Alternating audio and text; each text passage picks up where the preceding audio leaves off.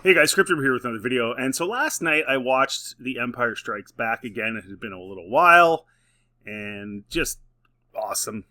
This is such a good movie. In my opinion, the second best movie ever made. I noticed something right away, and I've always had this bone of contention when looking at when Vader's helmet gets sliced. Like, it gets sliced against Ahsoka, it gets sliced against Obi-Wan. And he's just kind of there, and he's still able to function and talk and sit there. And I was always like, I don't really get that, because he relies on the suit and the breathing apparatus in the suit. And it's very intricate, okay? The systems in the suit are very intricate. So if somebody was to slice the helmet open and outside air is getting in, I don't see how that would work. And so I'm watching Empire last night, and another thing I noticed was that while he's talking, he's breathing. Like, he's breathing in a normal fashion, but he's talking over the breathing. Like, you know how when we talk, we're not going while we're talking? He does that in the original trilogy. I want every ship available to sweep the asteroid field until they are found. There will be a substantial reward for the one who finds the Millennium Falcon. You are free to use any methods necessary, but I want them alive. No disintegration. Which would make you think that if his helmet was cut, it wouldn't really work as well. Because, for example, just watch this clip of when, in the Obi-Wan show, when his mask gets cut. And you'll notice something about his breathing or lack thereof. Anakin.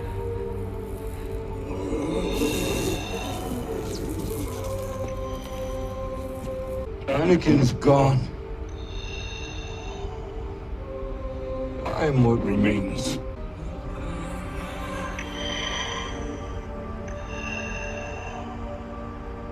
I am not your failure, Obi-Wan. You didn't kill Anakin Skywalker.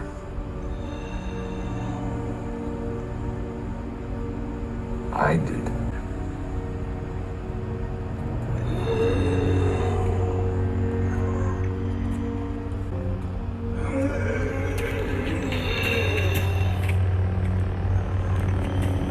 So you notice there, his breathing apparatus isn't breathing for him. He's breathing in, but that should kill him. Should it not kill him? Because I was looking into his suit, and it's very, very intricate. And so basically, there's a huge diagram you can get that shows the suit and all the different functions of his suit. And one of the things you notice is that his breathing apparatus consists of an external life support system within his helmet and suit. This is very important coming up here. That filters, purifies, and pumps air into his severely damaged lungs, functioning like a sophisticated BiPAP machine to regulate pressure and facilitate breathing. And if you don't know what a BiPAP machine is, it's a bi-level positive airway pressure machine. It'll provide two different air pressure levels, a higher one for inhaling and a lower one for exhaling, to help users breathe more easily. Okay, so they're saying that's essentially what it is, except it's just way more sophisticated and complicated. The suit includes a helmet air pump, a chest-mounted control panel, a respiratory sensor matrix on his belt, and an implanted ventilator with tubes connecting directly to his damaged lungs and throat, ensuring his survival and providing the iconic mechanical breathing sound. Okay, but this is the problem. Air now is going into Anakin's lungs that is not pressure regulated, it's not purified, it's not filtered. So how long can he honestly last like this? I know in Empire it shows his helmet going on when his egg thing, his chamber is open, but I always took that as that was for a brief moment, that chamber he was in was really the only place he could take off his helmet, because it's got whatever it needs to have to make that work technologically. I never thought of it as, well, he could just take his helmet off whenever he wanted. And the thing is, if he could, and if it didn't matter, why would you be wearing this suit? So then the question becomes, how long can this guy sit there without having a proper functioning breathing apparatus? So one of the explanations somebody gave was that he's using the Force. Well, how long can he do that for? Like, that seems like a kind of flimsy explanation. How long can he do that for? Can he do that for an hour? Can he do that for 3 minutes? You know what I mean? It just doesn't seem to make a whole lot of sense. And the thing for me is that I think, personally, that they went for the shot. That's what they tend to do. Disney's big on that, is go for the big visual thing and putting that ahead of making it make sense. I've talked about this before. They've done that with, for example, Lando and all the ships popping out in Rise of Skywalker, because they wanted the shot of all the ships, even though Lando going and getting that many people in 15 hours in an entire galaxy makes absolutely no sense. But they just do it anyway, and this feels the same to me. I know it looks cool, guys. I'm not suggesting it doesn't look cool. It's cool that in a fight he gets his helmet cut and you see half his face, and you see Hayden in there and blah, blah, blah, blah, blah. I get all that. But it has to make sense. So they're fighting on a nameless, barren moon.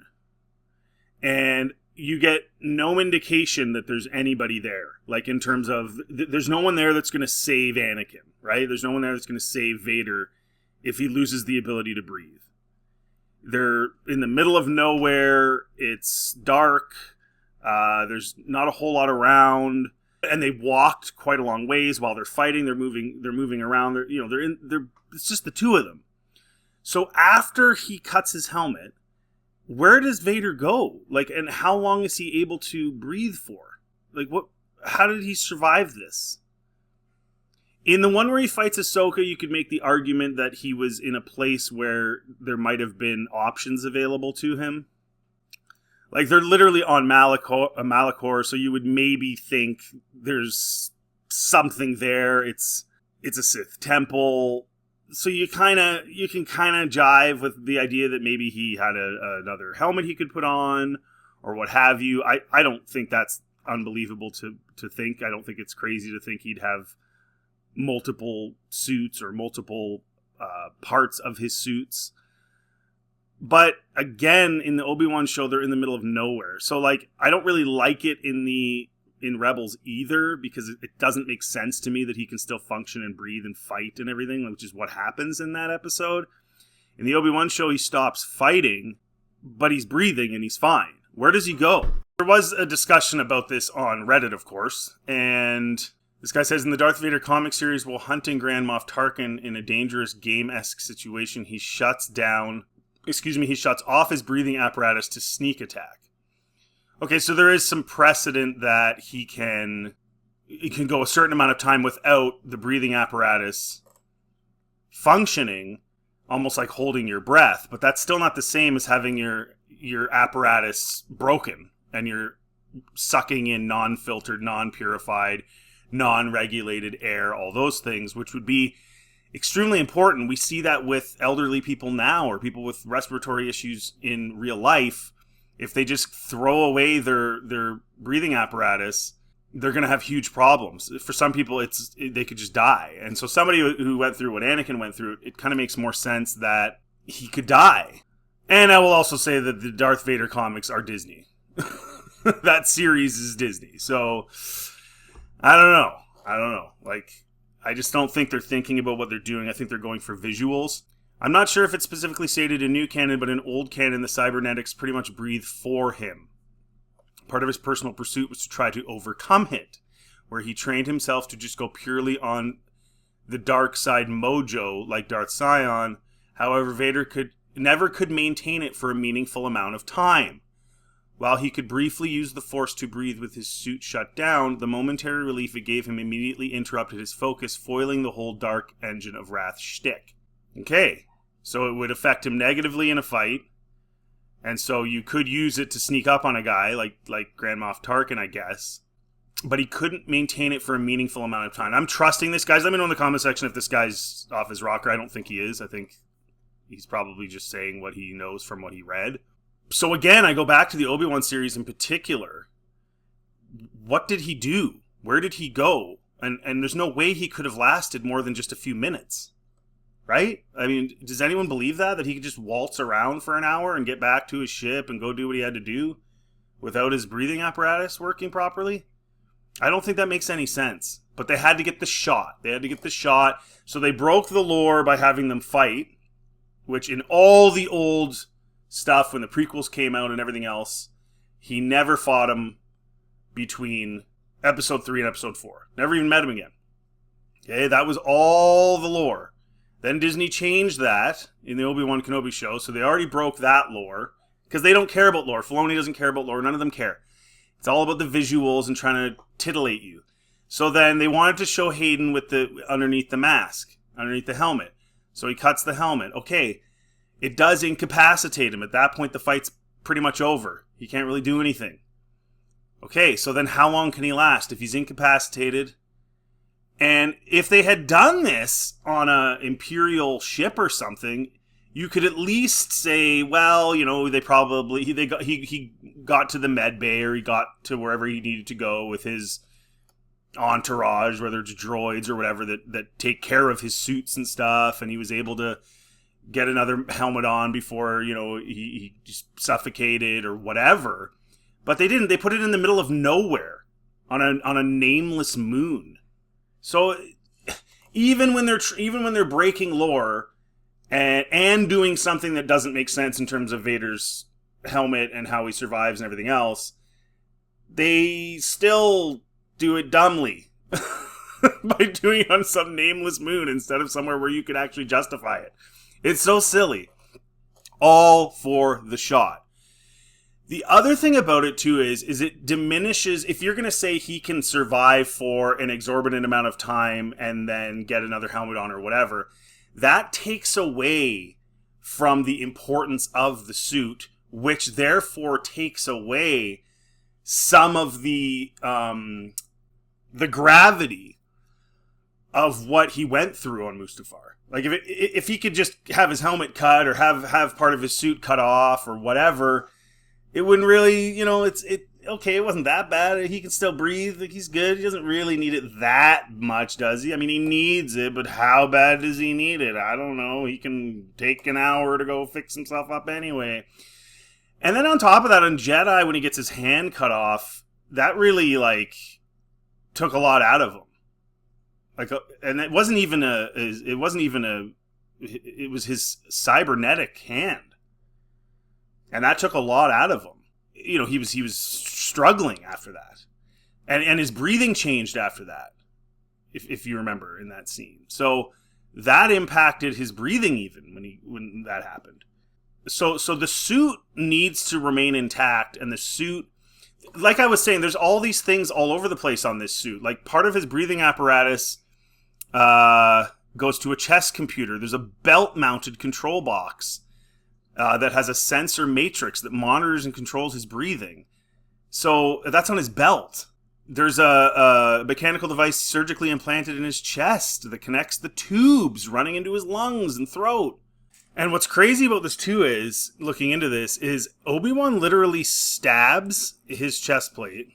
His ventilator is there, which moves breathable gases in and out of his lungs. His breathing tube is there.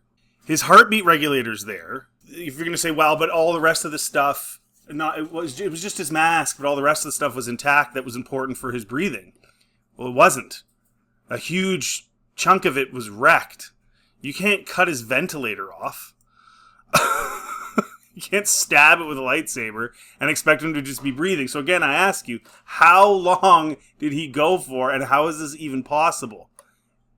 They really bungled this one.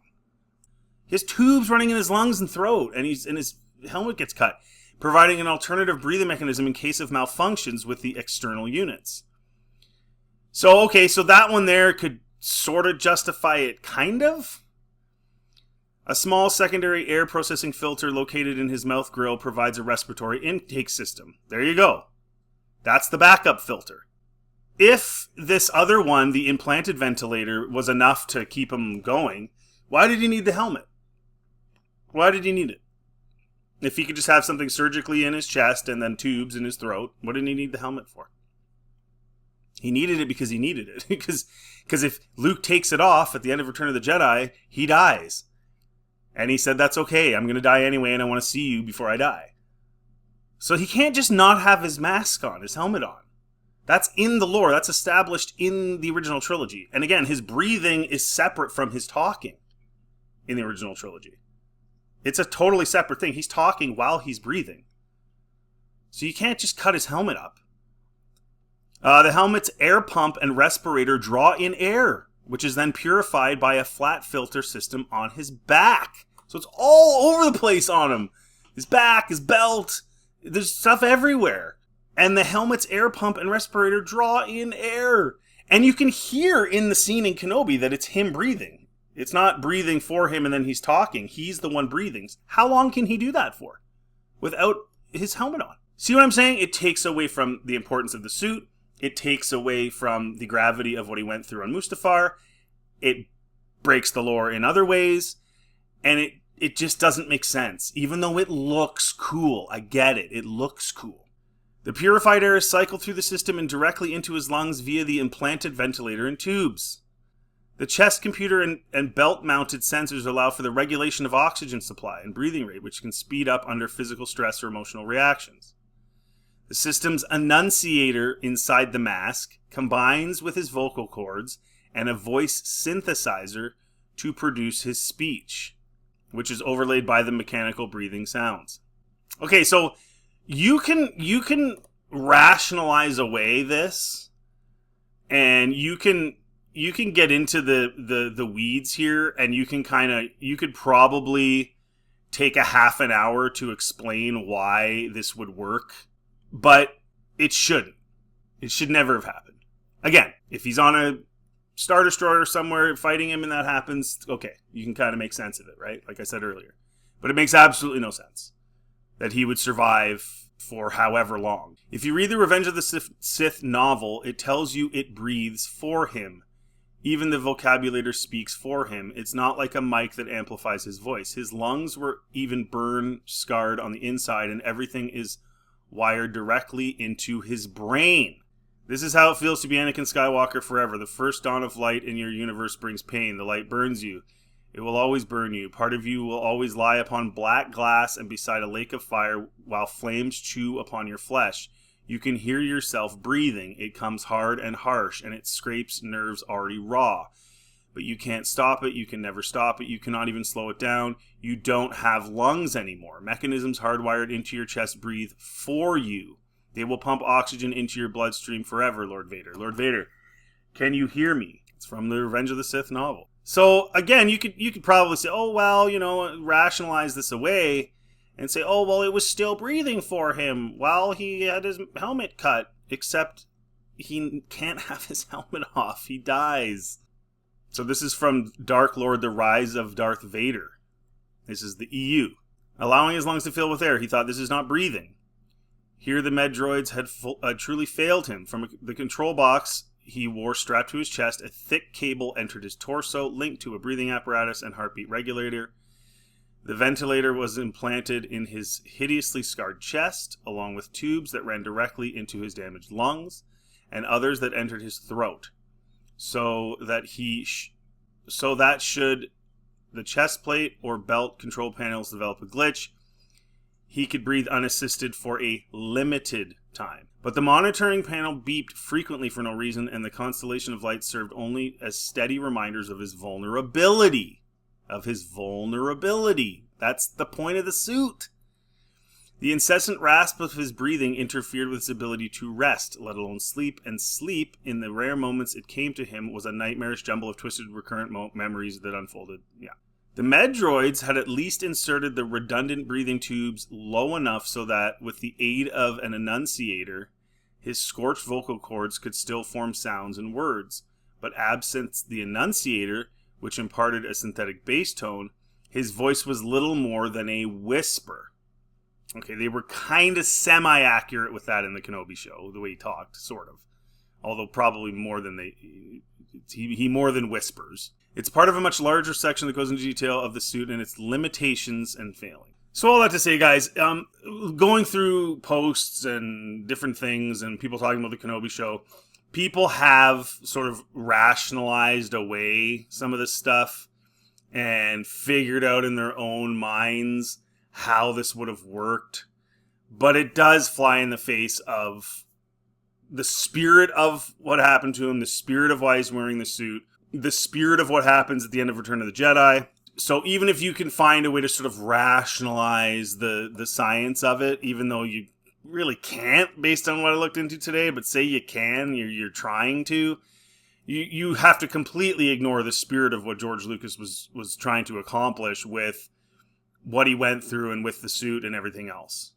You have to, because the idea that he would be pro him being able to stay alive with his mask cut in half and his respirator all screwed up just flies in the face of the whole point of his suit, the whole point of what his vulnerabilities are. For my money, at least, it's just, this was stupid and shouldn't have been done, and it was done specifically for this screenshot or this shot of him in both Rebels and in the Kenobi show, and to sell more Black Series Vader toys with his helmet half off, and in the Kenobi show so that we see Hayden in the suit and actually see him. But it does fly in the face of sensible, logical thought when it comes to Darth Vader for the sake of a titillating visual. Anyways, guys, let me know in the comments section what you think. If you like this content, please like and subscribe. Always helps the channel. Feel free to check out anything else on my channel. Have yourselves a really good day.